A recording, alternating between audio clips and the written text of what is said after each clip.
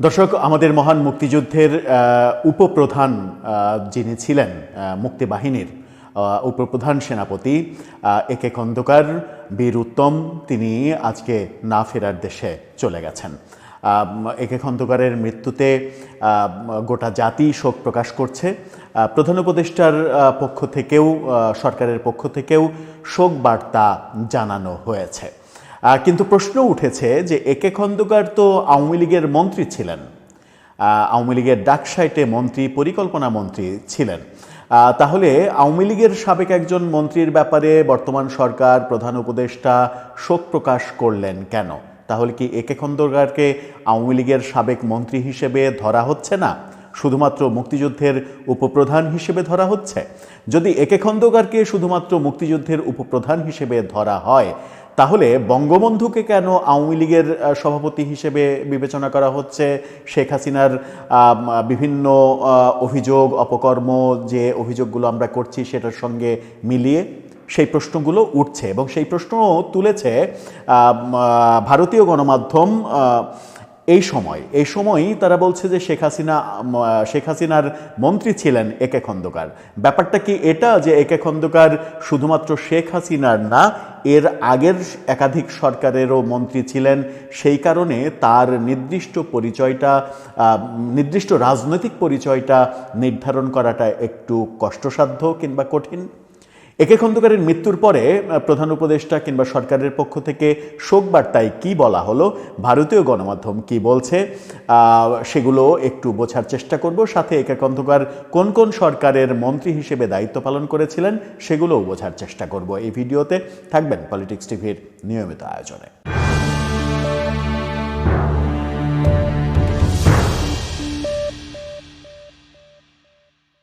দর্শক, বলছিলাম মুক্তিযুদ্ধের উপপ্রধান সেনাপতি একে খন্দকার বীর উত্তম তিনি মারা গেছেন, আজকে না ফেরার দেশে চলে গেছেন। 96 বছর বয়স হয়েছিল তার। বার্ধক্যজনিত কারণেই তিনি অসুস্থতার মধ্যেই ছিলেন, আজকে মারা গেছেন। তার মৃত্যুতে সর্বস্তরের মানুষের শোক প্রকাশ করার ব্যাপার দেখছে। কিন্তু সবথেকে সুখের খবর সেটা হচ্ছে যে একে খন্দকারকে আওয়ামী লীগের মন্ত্রী থাকা সত্ত্বেও, মানে সাবেক মন্ত্রী থাকা সত্ত্বেও আওয়ামী লীগের মন্ত্রী হিসেবে ট্রিট করেনি বর্তমান সরকার। শোক জানিয়েছে তারা। সেই শোক বার্তায় বর্তমান সরকার কি বলছে চলুন একটু সেটা দেখে নিই। প্রধান উপদেষ্টার ফেসবুক পেজ থেকে যে বার্তা দেওয়া হয়েছে সেই পোস্ট আপনারা দেখে নিতে পারেন। সেখানে বলা হচ্ছে, বীর উত্তম একে খন্দকারের মৃত্যুতে প্রধান উপদেষ্টার শোক বার্তা।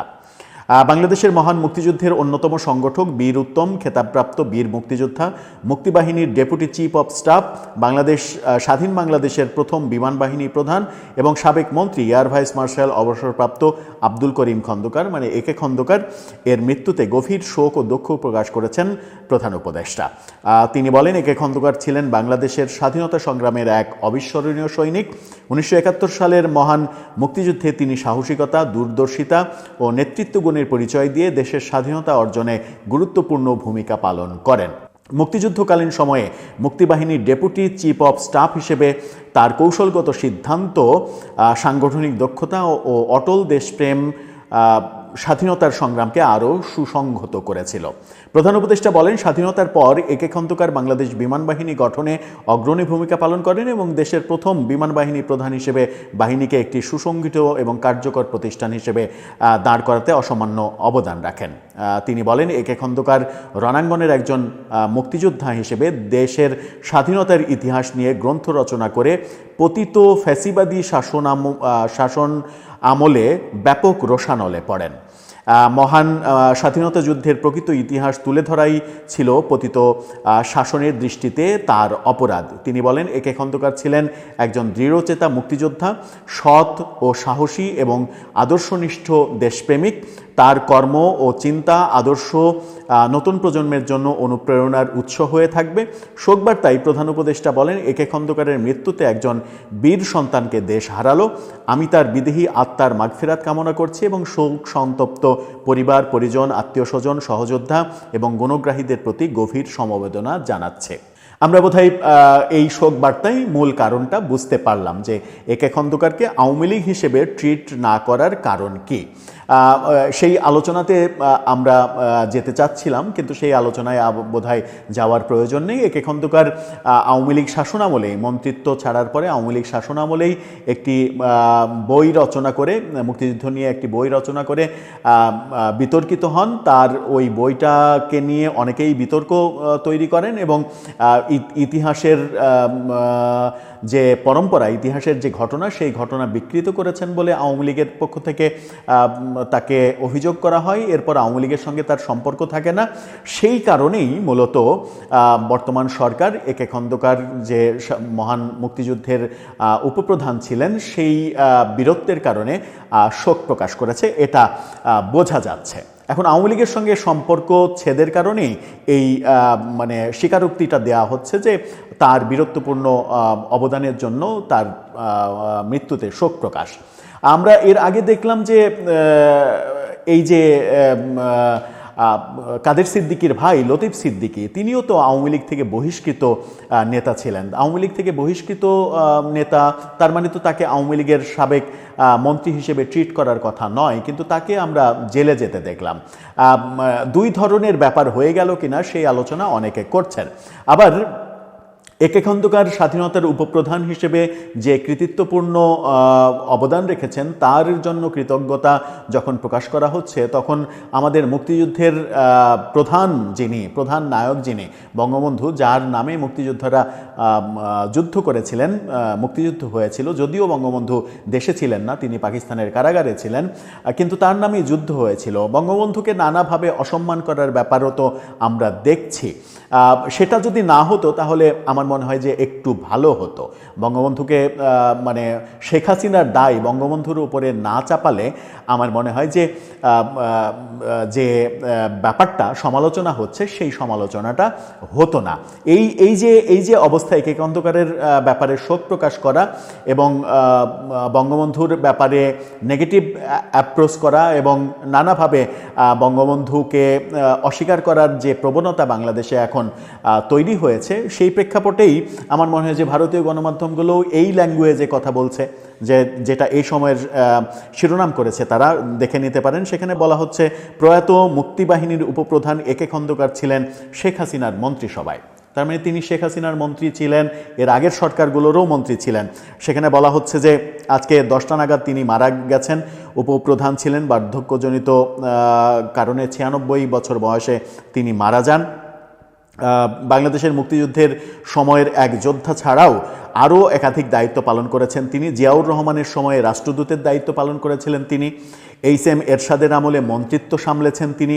2008 সালে আওয়ামী লীগের টিকিট পেয়ে পাবনা থেকে এমপি নির্বাচিত হন। তারপরে শেখ হাসিনার 5 বছর মন্ত্রী হিসেবে দায়িত্ব পালন করেন। পরিকল্পনা মন্ত্রীর মতো বড় মন্ত্রণালয়ের দায়িত্ব পালন করেন। তৎকালীন অবিভক্ত পাকিস্তানের বিমান বাহিনীতে তিনি যোগ দিয়েছিলেন 1951 সালে। তখন 1969 সাল পর্যন্ত পশ্চিম পাকিস্তানের নানা জায়গায় কর্মরত ছিলেন। 69 থেকে ঢাকায় উইং কমান্ডার হিসেবে কর্মরত ছিলেন তিনি। তারপরে 71 সালে তিনি সেই পদ ছেড়ে মুক্তিবাহিনীতে যোগ দেন। এরপর তাজউদ্দিন আহমেদ এবং এম.এ.জে. ওসমানীর সংস্পর্শে তিনি আসেন। সেই সময় থেকেই মুক্তিবাহিনীর উপপ্রধান হয়ে যুদ্ধ করেছেন। স্বাধীন বাংলাদেশের বিমান বাহিনী গঠনের পেছনেও তার ছিল অবদান। তার মানে হচ্ছে যে পাকিস্তানের চাকরি ছেড়ে তিনি মুক্তিবাহিনীতে যোগ দিয়েছিলেন। এই মানে পাকিস্তানের লোভনীয় চাকরি ছাড়ার মতো যে কাজটা যে মানুষটা করতে পারে দেশের জন্য, দেশের স্বার্থে, দেশকে ভালোবেসে, তাকে তো বীর আপনাকে বলতেই হবে, তার প্রশংসা করতেই হবে। সেই কারণেই হয়তো বর্তমান সরকার তার মৃত্যুতে শোক প্রকাশ করছে এবং প্রশংসা করছে। একাধিক প্রতিবেদন অনুযায়ী 1971 সালের 16ই ডিসেম্বর যখন আরেকটা ঐতিহাসিক যে ব্যাপার, সেটা হচ্ছে যে 16ই ডিসেম্বরে পাকিস্তানি বাহিনী যে আত্মসমর্পণ করে, আত্মসমর্পণের যে ঐতিহাসিক ছবিটা, আপনারা সেই ছবিটা দেখে নিতে পারেন। সেই ঐতিহাসিক ছবিটাতে ছবির ডান পাশে, অর্থাৎ আপনি যেভাবে দেখছেন তার বাম পাশে পেছনে একে খন্দকার কিন্তু দাঁড়িয়েছিলেন।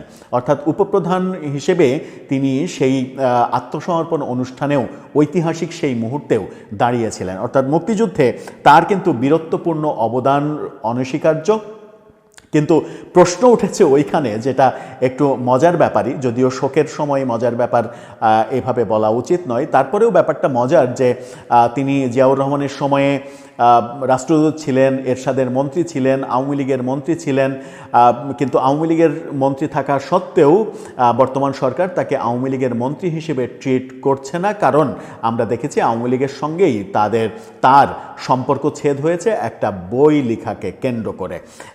তার মানে হচ্ছে যে আওয়ামী লীগ হিসেবে তাকে ট্রিট করার কোনো ওয়ে নেই, এই কারণেই সরকার তার মৃত্যুতে শোক প্রকাশ করছে। আমার মনে হয় যে এই ব্যাপারটা যদি সবার ক্ষেত্রে হতো, লতিফ সিদ্দিকীর ক্ষেত্রে হতো, যদি কাদের সিদ্দিকীর ক্ষেত্রে হচ্ছে, হয়তো কাদের সিদ্দিকীকে কোনো ধরনের নিষ্পেষণের মধ্যে দিয়ে যেতে হয়নি, কোনো ধরনের মবের শিকার কাদের সিদ্দিকী কতটা হয়েছেন, কিছুটা হয়েছেন, একটা অনুষ্ঠানে তাকে আক্রমণ করার ঘটনা ঘটেছিল, সেটা বাদ দিলে কাদের সিদ্দিকীর উপরে তেমন একটা ঘটনা ঘটেনি। 15ই আগস্টে গত বছর 32 নম্বরে আসার ফলে তার গাড়ির গ্লাস ভাঙার ঘটনাও ঘটেছিল, সেটা ওই আওয়ামী লীগের ওপরে সহমর্মিতা প্রকাশের জন্য। আওয়ামী লীগের ওপরে সহমর্মিতা যারা প্রকাশ করছেন না, যাদের পূর্ব সম্পর্ক ছিল আওয়ামী লীগের, তাদেরকেও যদি আওয়ামী লীগ হিসেবে ট্রিট করা হয় সেটা দুঃখজনক। সেই ব্যাপারটাই মূলত বলার জন্যই এই প্রসঙ্গটা টেনে আনা। আওয়ামী লীগের সঙ্গে দূরতম সম্পর্ক যাদের ছিল, কিংবা এখনও যারা আওয়ামী লীগ হয়তো মনে মনে সমর্থন করেন কিন্তু করেন না, কিংবা একসময় আওয়ামী লীগ হয়তো করতেন এখন করেন না, তাদেরকেও যদি আপনি আওয়ামী লীগ হিসেবে ট্রিট করে এক ধরনের মানে শাস্তির খড়গ তার উপরে নামিয়ে আনেন, তাহলে সেটা কতটা ওয়াইজ হবে সেই ব্যাপারে যদি আমরা সবাই সচেতন থাকি, তাহলে আমার মনে হয় কোনো ব্যত্যয় ঘটার কোনো কিছু হবে না। কারণ যখন কেউ কোনো আলোচনায় প্রাসঙ্গিকতায় আওয়ামী লীগের কথা বলবে, প্রাসঙ্গিকতায় ইনক্লুসিভ নির্বাচনের কথা বলবে, যেটা দেশের ভালোর জন্যই, হয়তো আলোচনায় চলে আসবে ইনক্লুসিভ নির্বাচনের কথা, কারণ আওয়ামী লীগ যে ইনক্লুসিভ নির্বাচন না করে বিতর্কিত হয়েছিল, সেই ইনক্লুসিভ নির্বাচন না করে বর্তমান সরকারও বিতর্কিত হোক, এটা যারা চান না তারা তো বরং সরকারের ওয়েল উইশার। সেইভাবে না ভেবে নেগেটিভভাবে যদি আমরা ভাবতেই থাকি, তাহলে আমাদের নেগেটিভ ভাবনার মানে গতিসীমা কিংবা পরিসীমা অসীম হয়ে যাবে। আর অসীম সেই পরিসীমা যদি হয়ে যায়, সীমার অসীম যদি হয়ে যায় সব কিছু, তাহলে অনেক কিছুতেই ব্যত্যয় ঘটার সম্ভাবনা তৈরি হয়। দর্শক, আপনার কি মনে হয় একে খন্দকারের ক্ষেত্রে ব্যাপারটা যেটা আলোচনা করলাম সেটাই কি কারণ, নাকি সত্যি সত্যিই একজন মুক্তিযুদ্ধের মহানায়ক হিসেবে তাকে শ্রদ্ধা জানানো? আপনার মতামত জানিয়ে লিখতে পারেন আমাদের কমেন্ট বক্সে।